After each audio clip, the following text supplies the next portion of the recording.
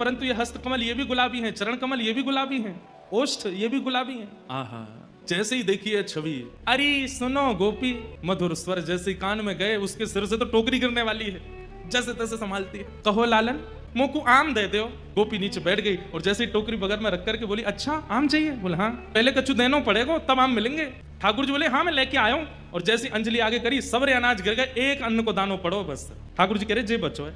अरे सबरे गोपी गिर गए रास्ता में, अब तुम याते जितनो मिल जाए उतनो दे दो।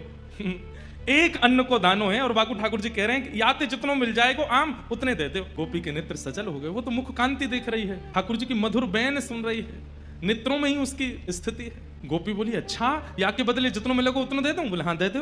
गोपी ने कही लाओ दो।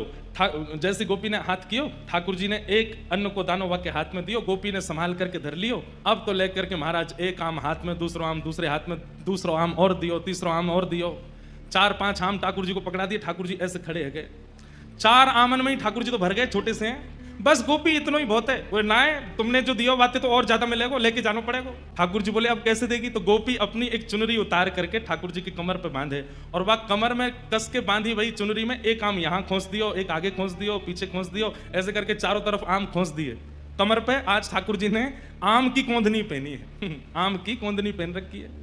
वही चुनरी को नेक छोड़ बचाओ है तो वही हाथ पे बांध दिए, तो 1-2 आम यहाँ लगा दिए, दूसरी तरफ यहाँ पे 1-2 आम लगा दिए।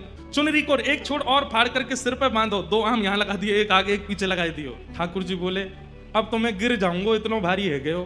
गोपी बोली अब जाओ। अब ठाकुर जी ने ऐसे आम भर रखे हैं, सिर पे भी आम लग रहे हैं, यहाँ पे आम फंसे हुए हैं, यहाँ पे आम लगे। अब ठाकुर जी जब चले तो ऐसे चल रहे हैं कोई गिर नहीं जाए।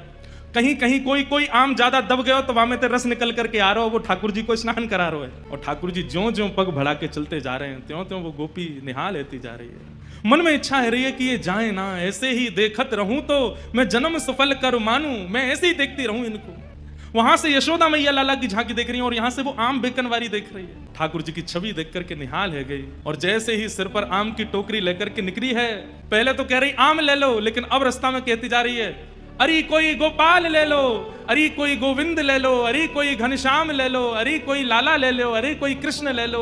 कृष्ण गोविंद गोपाल मधुसूदन मुरारी कहती हुई जा रही है। आहा, वह एक अन्न के दाने को बार बार शीश से लगावे, नेत्रन से अश्रुपात है रहे, बहाने बना बना करके रोज जावे नंद भवन के सामने और ठाकुर जी रोज वहां से कछु खरीद वे जावे। ऐसी कृपा ठाकुर जी ने वाके ऊपर करी। वो आम बेचन वारी रोज आवे और ठाकुर जी रोज खरीद वे जावे वहां से।